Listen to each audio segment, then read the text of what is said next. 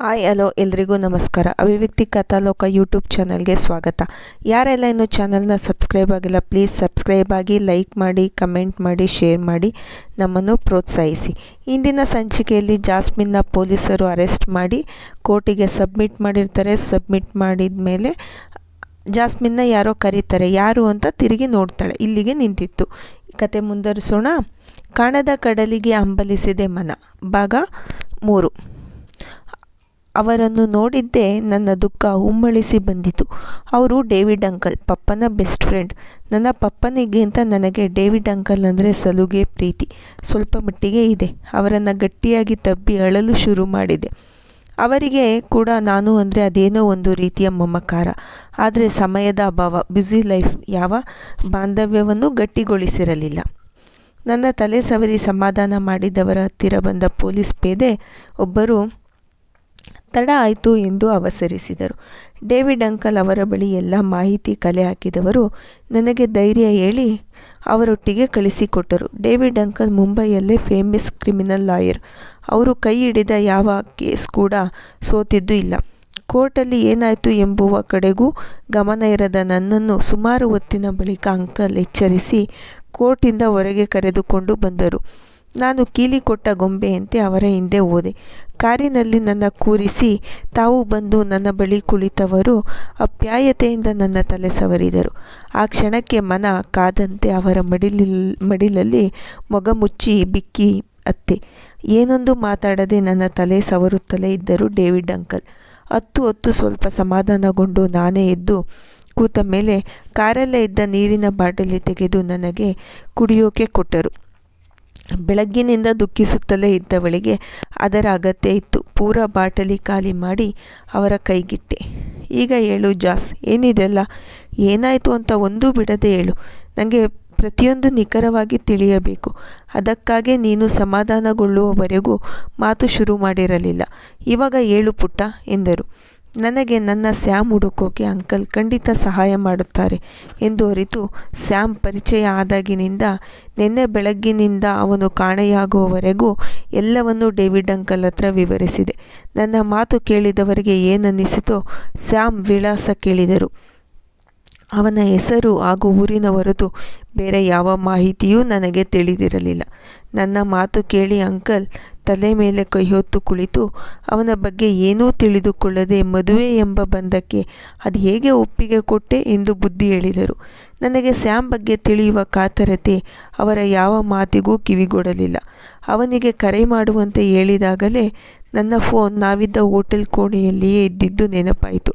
ಅವನ ನಂಬರ್ ಗೊತ್ತಿದ್ದರೆ ನನ್ನ ಫೋನಿಂದ ಕರೆ ಮಾಡು ಎಂದು ಅಂಕಲ್ ತಮ್ಮ ಮೊಬೈಲ್ ಕೈಗಿರಿಸಿದಾಗ ಅವನ ಹಳೆ ನಂಬರ್ ಮಾತ್ರ ನೆನಪಿದ್ದ ನನಗೆ ಅದು ಅವನ ಬಳಿ ಈಗ ಇಲ್ಲ ಎಂಬುದು ನೆನಪಾಯಿತು. ಹಾಗೆ ಅವನ ಹೊಸ ಮೊಬೈಲ್ ರೂಮಲ್ಲೇ ಬಿಟ್ಟು ಹೋಗಿದ್ದ ಎಂದು ಅಂಕಲ್ಗೆ ತಿಳಿಸಿದೆ. ಮೊಬೈಲ್ ಬಿಟ್ಟು ಹೋಗಿದ್ದ ಅನ್ನುವುದಕ್ಕಿಂತ ಅವನ ಹೊಸ ನಂಬರ್ ನನಗೆ ನೆನಪಿಲ್ಲ. ಸತ್ಯ ತಿಳಿದರೆ ಅಂಕಲ್ ಏನಾದರೂ ಅಂತಾರೆ ಅಂತ ಸುಮ್ಮನಾದೆ. ಅವನ ಫೋಟೋ ತೋರಿಸುವಂತೆ ಕೇಳಿದರು. ಮೊಬೈಲ್ ಹೋಟೆಲ್ ರೂಮಲ್ಲೇ ಉಳಿದಿದೆ ಎಂದು ಹೇಳಿದಾಗ ನನ್ನ ಬೇಜವಾಬ್ದಾರಿತನ ಕಂಡವರು ನನ್ನ ಮನ ಅರಿತವರಂತೆ ಮಾತು ಮುಂದುವರೆಸದೆ ನಾವು ಉಳಿದುಕೊಂಡಿದ್ದ ಹೋಟೆಲ್ ಕಡೆ ಕಾರು ಚಲಾಯಿಸಿದರು. ಮ್ಯಾನೇಜರ್ ಬಳಿ ಕೀ ಪಡೆದು ನಾವಿದ್ದ ಕೋಣೆಗೆ ಹೋಗಿ ನೋಡಿದರೆ ನನ್ನ ಮತ್ತು ಸ್ಯಾಮ್ ಇಬ್ಬರ ಮೊಬೈಲ್ಗಳು ಸಿಗುತ್ತಿಲ್ಲ. ಎಷ್ಟು ಹುಡುಕಿದರೂ ಸಿಗಲಿಲ್ಲ. ಅಲ್ಲಿ ಕೆಲಸ ಮಾಡುವ ಎಲ್ಲರನ್ನೂ ವಿಚಾರಿಸಿದರು. ಯಾರಿಂದಲೂ ನಿಖರ ಮಾಹಿತಿ ಸಿಗಲಿಲ್ಲ. ನಮ್ಮದು ಎಂದು ಹೇಳಿಕೊಳ್ಳುವ ನನ್ನ ಒಂದೆರಡು ಜೊತೆ ಬಟ್ಟೆಗಳ ಹೊರತು ಕೋಣೆಯೆಲ್ಲ ಜಾಲಾಡಿದರೂ ಬೇರೆ ಇನ್ಯಾವ ವಸ್ತು ಇದ್ದ ಕುರುಹೂ ಇಲ್ಲ. ಸ್ಯಾಮ್ ಬಟ್ಟೆ ಬ್ಯಾಗ್ ಏನೊಂದೂ ಇಲ್ಲ. ನಿನ್ನೆಯಿಂದ ಅವನಿಲ್ಲದ ಚಿಂತೆಯಲ್ಲಿದ್ದವಳು ಅದರಿತ್ತ ಗಮನವೇ ಕೊಟ್ಟಿರಲಿಲ್ಲ. ಅವನಿಗೆ ಪಪ್ಪ ಏನಾದರೂ ತೊಂದರೆ ಮಾಡಿರಬಹುದೇ ಎಂಬ ಯೋಚನೆಯೇ ಭಯ ಹುಟ್ಟಿತು. ಡೇವಿಡ್ ಅಂಕಲ್ ಆ ಹೋಟೆಲ್ನ CCTV ಫುಟೇಜ್ ಚೆಕ್ ಮಾಡಲು ಹೇಳಿದರು. ಸಣ್ಣ ಹೋಟೆಲ್ ಆದ್ದರಿಂದ ಅಲ್ಲಿ ಯಾವುದೇ CCTV ಇರಲಿಲ್ಲ. ಬೇಸರದ ಮೊಗ ಹೊತ್ತು ಇಬ್ಬರೂ ಅಲ್ಲಿಂದ ನಡೆದೆವು. ರಿಜಿಸ್ಟರ್ ತೆಗೆದು ಅಡ್ರೆಸ್ ನೋಡಿದರೆ ಅಲ್ಲಿ ಬೇರೆಯದೇ ಅಡ್ರೆಸ್ ಇತ್ತು. ಸ್ಯಾಮ್ ನನಗೆ ಹೇಳಿದ್ದ ಯಾವ ಪುನಃ ಅಡ್ರೆಸ್ ಕೂಡ ಇರಲಿಲ್ಲ. ಬದಲಾಗಿ ನಮ್ಮನೆ ಅಡ್ರೆಸ್ ಇತ್ತು.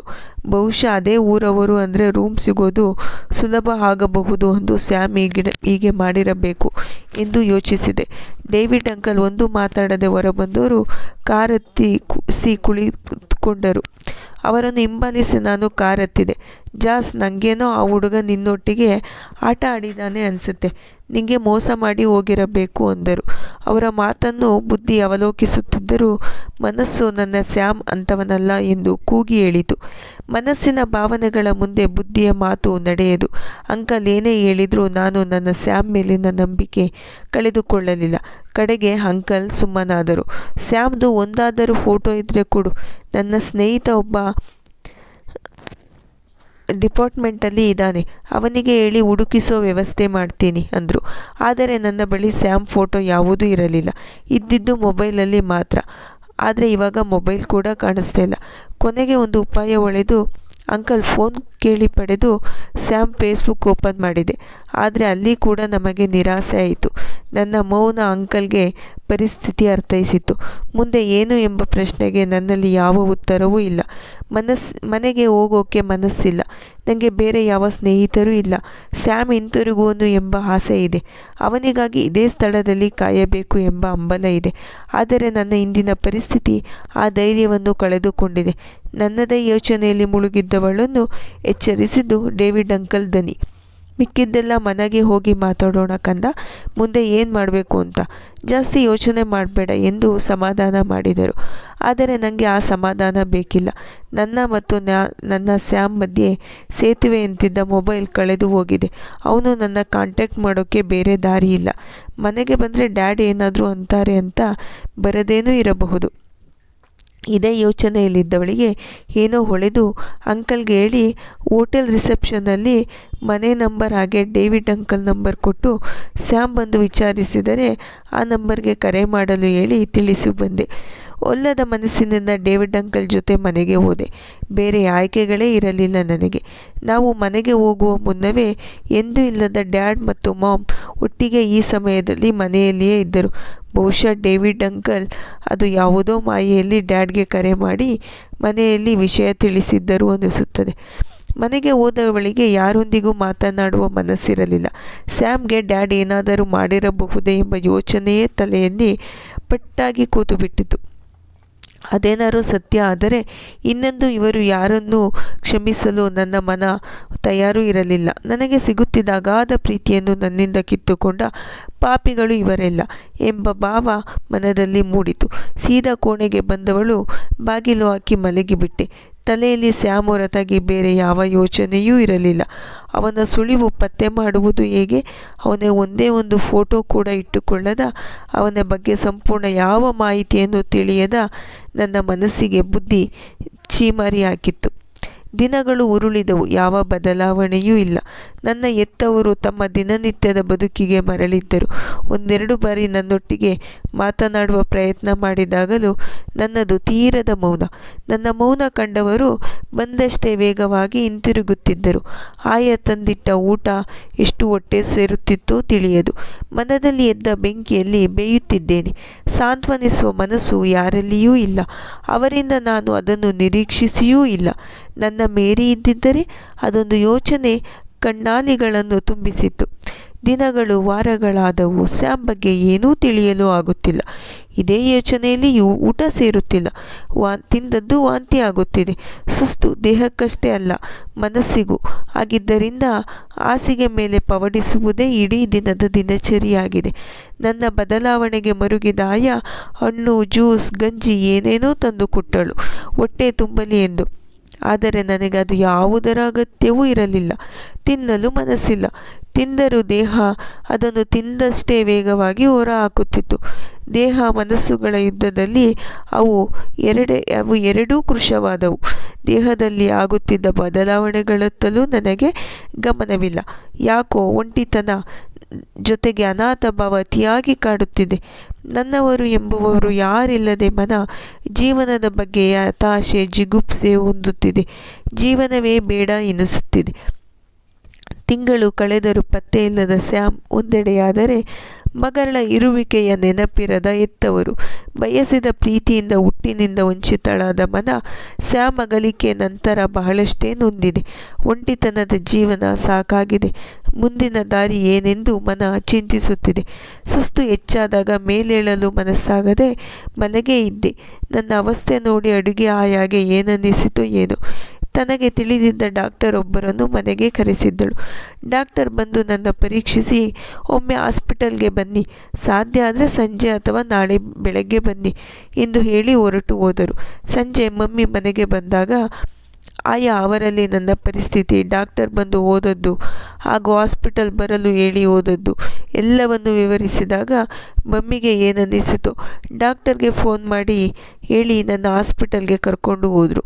ಡಾಕ್ಟರ್ ಎಲ್ಲ ಪರೀಕ್ಷೆ ಮುಗಿಸಿ ನಮ್ಮನ್ನು ಒಳಗೆ ಕರೆದವರು ಹೇಳಿದ ವಿಷಯ ನನ್ನ ಮುಖದಲ್ಲಿ ಸಂಭ್ರಮ ಸೃಷ್ಟಿಸಿದರೆ, ಡಾಡ್ ಹಾಗೂ ಮಾಮ್ ಮುಖದಲ್ಲಿ ಭಾವನೆಗಳನ್ನೇ ಸಂಪೂರ್ಣ ಬದಲಾಯಿಸಿತು.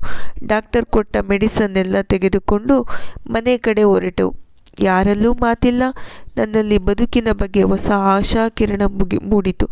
ನನ್ನ ಹಾಗೂ ನನ್ನ ಸ್ಯಾಮ್ ಪ್ರೀತಿಯ ಕುರುಹು ನನ್ನೊಡಲಲ್ಲಿ ಮೂಡಿದ ಸಂಭ್ರಮ ವಿಷಯ ಸ್ಯಾಮ್ಗೆ ತಿಳಿದರೆ ಅವನಿನ್ನೆಷ್ಟು ಸಂತಸ ಪಡಬಹುದು ಎಂಬ ಯೋಚನೆ ಮೈ ಮನ ಪುಳಕಗೊಳ್ಳುವ ಹಾಗೆ ಮಾಡಿತ್ತು.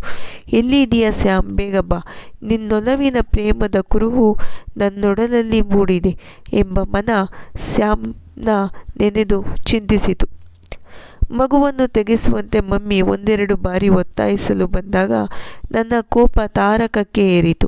ಒಬ್ಬ ತಾಯಿಯಾಗಿ ನನ್ನ ಮಗುವನ್ನು ಕೊಲ್ಲಲು ನಿಮಗೆ ಮನಸ್ಸಾದರೂ ಹೇಗೆ ಬಂತು ಅಂತ ಕೂಗಾಡಿದೆ. ಅವರ ಮೇಲಿದ್ದ ಅಲ್ಪ ಸ್ವಲ್ಪ ಭಾವನೆಗಳು ಸತ್ತು ಹೋದವು.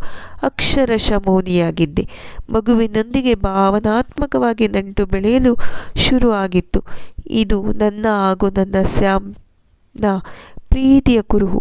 ಅವನ ಪ್ರೀತಿಯ ಕಡಲಲ್ಲಿ ದಿನಗಳೇ ಈಜಿದವಳಿಗೆ ಅವನ ಪ್ರೀತಿಯ ಹಂಬಲ ಕ್ಷಣ ಕ್ಷಣಕ್ಕೂ ಹೆಚ್ಚಿತ್ತು.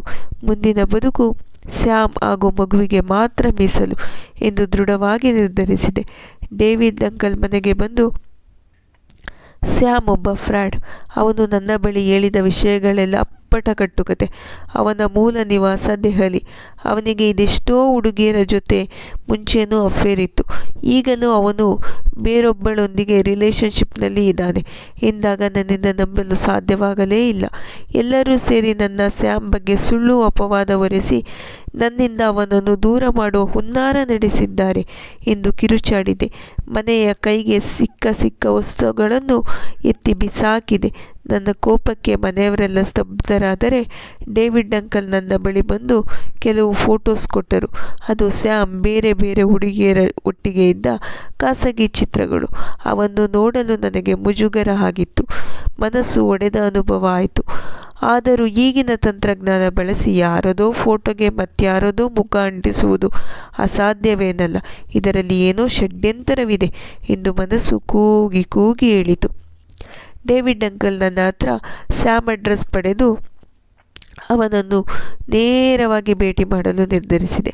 ಆದರೆ ನನ್ನ ಈಗಿನ ಪರಿಸ್ಥಿತಿ ನನಗೆ ಅದಕ್ಕೆ ಅನುಕೂಲಕರ ಆಗಿರಲಿಲ್ಲ. ಆದರೆ ನನ್ನ ಹಠ ಅತಿಯಾದಾಗ ಡೇವಿಡ್ ಅಂಕಲ್ ನನ್ನೊಟ್ಟಿಗೆ ತಾವೂ ಬರುವುದಾಗಿ ಸೂಚಿಸಿದರು.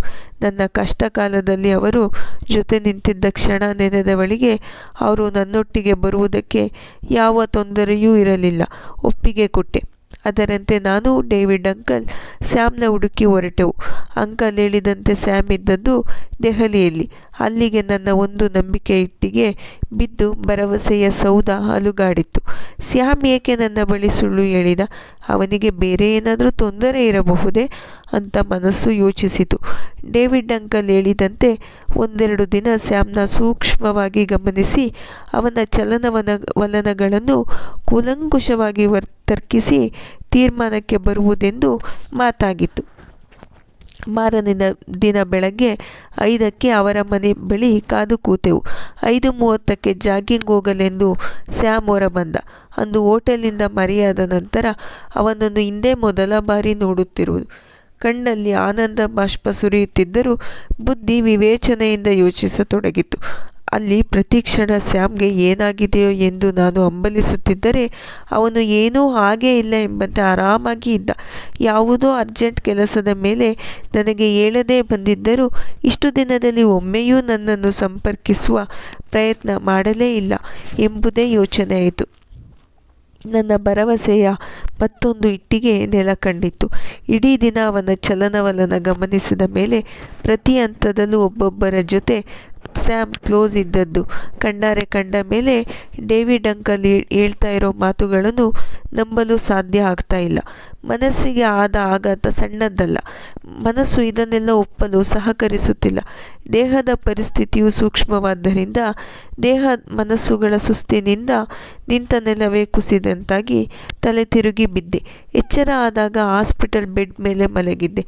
ಮತ್ತೊಮ್ಮೆ ಎಲ್ಲವನ್ನು ಮಸ್ತಕದಿ ನೆನೆದವಳ ಕಣ್ಣಿಂದ ಕಣ್ಣೀರು ನಿಲ್ಲದೆ ಹರಿಯುತ್ತಿತ್ತು. ಸೂರು ದಿಟ್ಟಿಸುತ್ತಾ ಮಲಗಿದ್ದವಳಿಗೆ ಹೊಟ್ಟೆಯಲ್ಲಿ ಸಂಕಟ ಶುರುವಾಯಿತು. ವಿಚಿತ್ರ ವೇದನೆ, ಅಸಾಧ್ಯ ನೋವು, ಮನಸ್ಸಿಗಾದ ನೋವು ಅದಕ್ಕಿಂತ ಹೆಚ್ಚಿನದೆ. ಆದರೂ ನನ್ನ ಮಗುವಿನ ಇರುವಿಕೆಯ ನಂಬಿಕೆಯೇ ಕುಸಿದಂತೆ ಅನಿಸಿ ಹೊಟ್ಟೆ ಮೇಲೆ ಕೈಯಾಡಿಸುತ್ತಾ ಸವರುತ್ತಾ ಅಲ್ಲೇ ಇದ್ದ ನರ್ಸ್ಗೆ ಕೇಳಲು ಮನಸ್ಸಿನ ಭಾವನೆಗಳ ಒತ್ತಡ ಹೆಚ್ಚಾಗಿ ಗರ್ಭದಿ ಮೂಡಿದ ಕುಸುಮ ಮೊಗ್ಗು ಅರಳುವ ಮುನ್ನವೇ ಕಮರಿ ಹೋಗಿತ್ತು. ವಿಷಯ ತಿಳಿದ ಮನಸ್ಸು ಮೂಕವಾಗಿ ರೋಧಿಸಿತು. ಬಾಳಿಗೆ ಜೊತೆಗಾರನಾಗಿ ಬಂದ ಸ್ಯಾಮಿಂದ ಅತಿ ದೊಡ್ಡ ಮೋಸವೇ ನಡೆದು ಹೋಗಿತ್ತು. ಅದರ ಬಿಸಿಯಾದ ತಾಪದಲ್ಲಿ ಬೇಯುತ್ತಿದ್ದವಳಿಗೆ ಮುಂದಿನ ಬದುಕಿಗೆ ಜೊತೆಯಾಗುವ ಆಶಾಕಿರಣದಂತಿದ್ದ ಮಗು ಕೂಡ ನನ್ನ ತೊರೆದು ಹೋಗಿತ್ತು. ಒಟ್ಟಿಗೆ ಬಂದಪ್ಪಳಿಸಿದ ಹಳೆಯ ಹೊಡೆತಕ್ಕೆ ಸಿಲುಕಿದ ಮೀನಿನಂತಾದ ಮನಕ್ಕೆ ಸಾಂತ್ವನ ಹೇಳುವವರು ಯಾರು? ಬದುಕಲ್ಲಿ ಸಿಗದ ಪ್ರೀತಿಯ ಬೆನ್ನತ್ತಿ ಹೋದವಳಿಗೆ ಸಿಕ್ಕಿದ್ದು ಅಸಾಧ್ಯ ನೋವು, ನಿರಾಸೆಯೊಂದೇ. ಬದುಕಿನಲ್ಲಿ ಪ್ರೀತಿ ಎಂಬುದೇ ಮರೀಚಿಕೆ ಆದಾಗ ಬದುಕು ದುಸ್ತರವೇ. ನನ್ನ ಈ ಪರಿಸ್ಥಿತಿ ಯಾರಿಗೂ ಬೇಡ. ಈ ಪರಿಸ್ಥಿತಿಗೆ ಯಾರು ಕಾರಣ? ಯಾರನ್ನು ದೂಷಿಸುವುದು? ಹುಟ್ಟಿನಿಂದ ಪ್ರೀತಿ ಹಂಚದ ಹೆತ್ತವರನ್ನೇ, ತಾಯಿಯ ಮಮತೆ ನೀಡುತ್ತಿದ್ದ ಮೇರಿಯನ್ನು ಕಿತ್ತುಕೊಂಡ ದೇವರನ್ನೇ, ಮನೆಯಲ್ಲಿ ಹೆತ್ತವರಿಂದ ಸಿಗದ ಪ್ರೀತಿಯನ್ನು ಸ್ಯಾಮ್ನಲ್ಲಿ ಹುಡುಕಿದ ನನ್ನನ್ನೇ, ಪ್ರೀತಿಯ ನಾಟಕವಾಡಿ ನನ್ನ ಭಾವನೆಗಳ ಜೊತೆ ಆಟ ಆಡಿ ಕಿತ್ತುಕೊಂಡ ಸ್ಯಾಮ್ನನ್ನೇ. ಕಡೇ ಪಕ್ಷ ಮಗು ಆದರೂ ಬದುಕಿಗೆ ಜೊತೆಯಾದೀತು ಎಂಬ ನಿರೀಕ್ಷೆಯನ್ನು ಹುಸಿಗೊಳಿಸಿದ ಹಣೆಬರಹವಲ್ಲ. ತಪ್ಪು ಯಾರದ್ದು? ಉತ್ತರ ಮಾತ್ರ ಶೂನ್ಯ. ಮನಸ್ಸು ಕಾಣದಕ್ಕೆ ಹೆಚ್ಚು ಹಂಬಲಿಸುವುದು ಎಂಬುದು ಎಷ್ಟು ಸತ್ಯ. ಸಿಗದ ಪ್ರೀತಿಗಾಗಿ ಹಂಬಲಿಸಿ ಬದುಕನ್ನೇ ಕಳೆದುಕೊಂಡೆ. ಹೆತ್ತವರಿ ಪ್ರೀತಿ ಸಿಕ್ಕಿದ್ದರೆ ಆ ಪ್ರೀತಿಯನ್ನು ಹೊರಗೆ ಹುಡುಕುವ ಪ್ರಮೇಯವೇ ನನಗಿತ್ತೆ. ಕೊನೆ ಪಕ್ಷ ಮೇರಿ ನನ್ನೊಟ್ಟಿಗೆ ಇದ್ದಿದ್ದರೂ ನಾನು ಸ್ಯಾಮ್ ಜಾಲದಲ್ಲಿ ಸಿಲುಕುತ್ತಾ ಇರಲಿಲ್ಲವೇನು? ಮೇರಿ ನನ್ನನ್ನು ಕೈ ಬೀಸಿ ಕರೆಯುತ್ತಿದ್ದಾಳೆ. ನಿನಗಾಗಿ ನನ್ನ ಒಲುಮೆ ತುಂಬಿದ ಮಡಿಲು ಕಾಯುತ್ತಿದೆ ಎಂದು ನನಗೆ ಹೇಳುತ್ತಿದ್ದಾಳೆ. ಮೇರಿಯ ಒಲುಮೆ ಬೇಕೀಗ. ನೊಂದ ಮನಕ್ಕೆ ಮತ್ತೊಮ್ಮೆ ಮೇರಿಯ ಸಾಂತ್ವನದ ಅವಶ್ಯಕತೆ ಇದೆ. ನನ್ನ ಮೇರಿಯ ಪ್ರೀತಿಗೆ ಮನಸ್ಸು ಹಂಬಲಿಸುತ್ತಿದೆ. ಮುಕ್ತಾಯ. ಶ್ರೋತೃಗಳೇ, ಕಾಣದ ಕಡಲಿಗೆ ಹಂಬಲಿಸಿದೆ ಮನ ಎಂಬ ಒಂದು ಚಿಕ್ಕ ಕತೆ. ಮನೆಯಲ್ಲಿ ಹೆತ್ತವರ ಪ್ರೀತಿ ಸಿಗದ ಒಂದು ಹದಿಹರೆಯದ ಹುಡುಗಿ ಪ್ರೀತಿಗೋಸ್ಕರ ಮೋಸದ ಜಾಲದಲ್ಲಿ ಬಿದ್ದು ತನ್ನ ಬದುಕನ್ನೇ ಕಳೆದುಕೊಂಡ ನತದೃಷ್ಟ ಹೆಣ್ಣಿನ ಕತೆ. ಹೇಗಿತ್ತು ಕತೆ? ಇಷ್ಟ ಆಯಿತಾ? ದಯವಿಟ್ಟು ಅಭಿಪ್ರಾಯಗಳನ್ನ ಹೇಳೋದು ಮರಿಬೇಡಿ. ಸ್ಟೋರಿ ಇಷ್ಟ ಆಗಿದರೆ ದಯವಿಟ್ಟು ಲೈಕ್ ಮಾಡಿ, ಕಮೆಂಟ್ ಮಾಡಿ, ಶೇರ್ ಮಾಡಿ. ಧನ್ಯವಾದಗಳು.